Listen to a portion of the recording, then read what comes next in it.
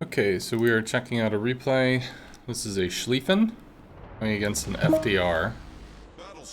FDR, known for its high health planes. Okay.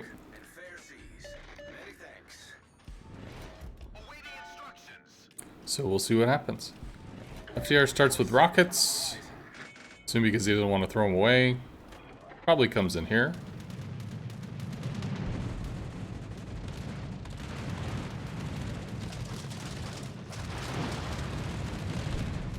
Alright, so big thing with an FDR is that he has so much health in his planes that that it's going to result in multiple attacks, and you're trimming off planes just fine.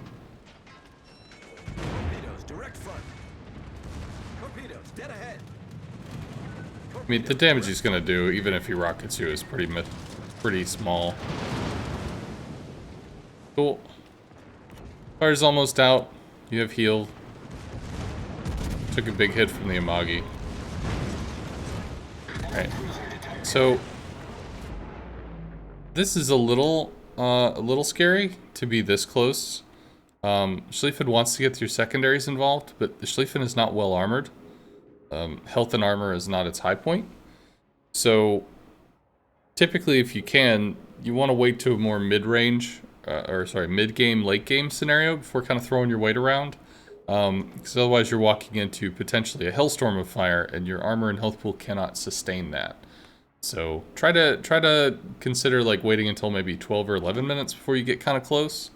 I know you're doing some evasion there, but in general, you probably want to be, well, maybe not as far back as the North Carolina. It's just as long as you're playing safe. It's a little forward, but you're on your way out, so it's okay.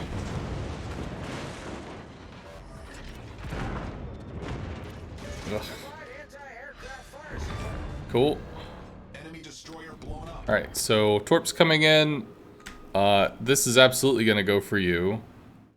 In the south, you have a Schlieffen and an Amagi. Your rudder is already heading left. Okay, you might be able to get out of this. Nope, turning in. FDR missed the drop. Realistically, the FDR should have curved and cut in. But, did he lose all his planes for that? He may have lost all his planes for that. Bombs coming in. Alright, so again, we're doing the push thing. I'm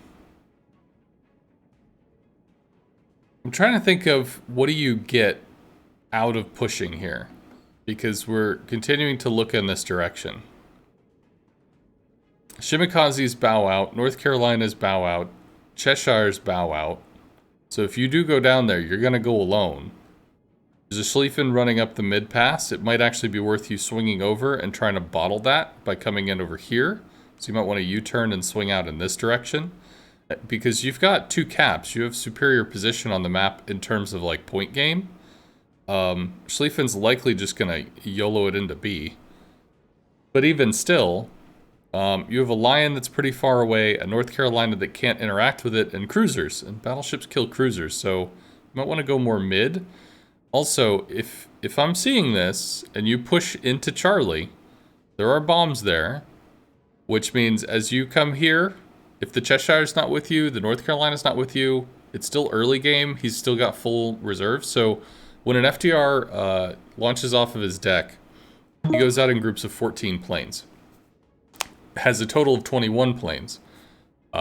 So if you do, like, you know, you have this interaction and you blow through all 14, you'll still have 9 in reserve, 11 if he uses flight control or flight deck mod, and maybe an additional 1 if he's regen 1 or something. But if it's still in the early game, because it is, he's used rockets, he's lost a bunch. He's used torps, he lost a lot of them. It seemed like he only got to attack once and then he bailed, which is a pretty rough sign.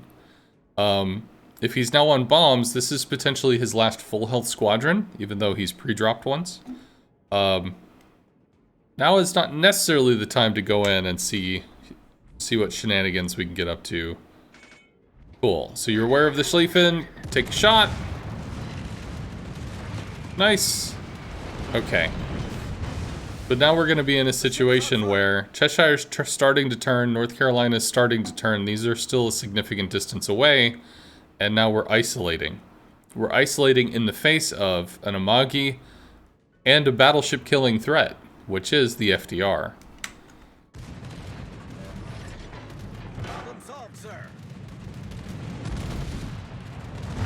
Okay, this turn helped him. So let's see if we can do this. So the bombers were coming in on this angle. So technically, there we go. So going straight did not leave them with a good attack pattern.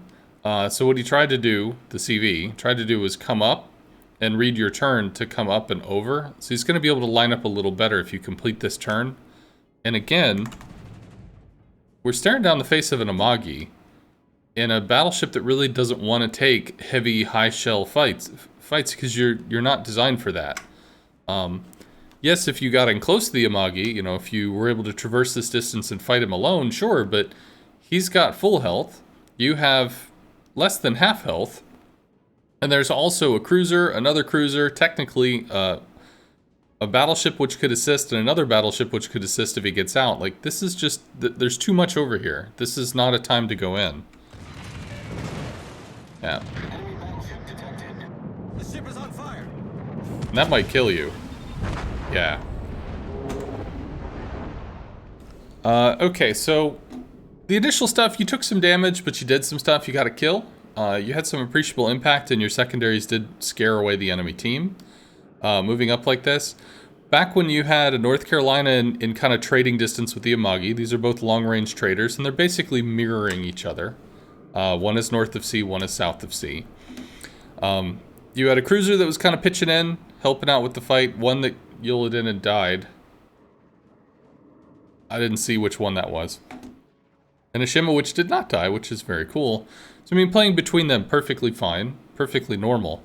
As far as the push there at the end, though, it wasn't the time. Having the Amagi to just completely cockblock you, sure. But further, let's extrapolate what happens, you know, if you do push through C. If you're going to go through C, you're going to be down here, and yes, you're going to have to deal with the CV as well, because he's still going to have planes, because it's only 7 minutes into the match. He's come out with rockets, he's come out with torps, he's come out with bombs. He's done one flight of each. He still has planes. But if you were successful in pushing through, you would have a Buffalo and an Iowa and potentially a Schlieffen and an Amagi and an Alaska and a Hipper. Like, all of these things can shoot you. There's no victory there. You know, you have the 2 caps. You can be happy with it. You can fold back into a place that can kind of assist here. You could, if you wanted to, hunt the Nustra Shimmy with the Immelman spotting. Like, there's a lot of options, and pushing through, I don't think that was the correct one at the time. In terms of how you were maneuvering to avoid the rockets, that worked out fine for you. You did kind of go into a southern-facing position, which made you the apparent target for the Amagi, and I think in juking some of one of the rocket strikes, you got clonked a little for it. And the torp hit, you took some torp damage, but it's probably something like 12 to 14k. Okay. But anyway, I'm going to go check out your second review now, so hopefully this was useful.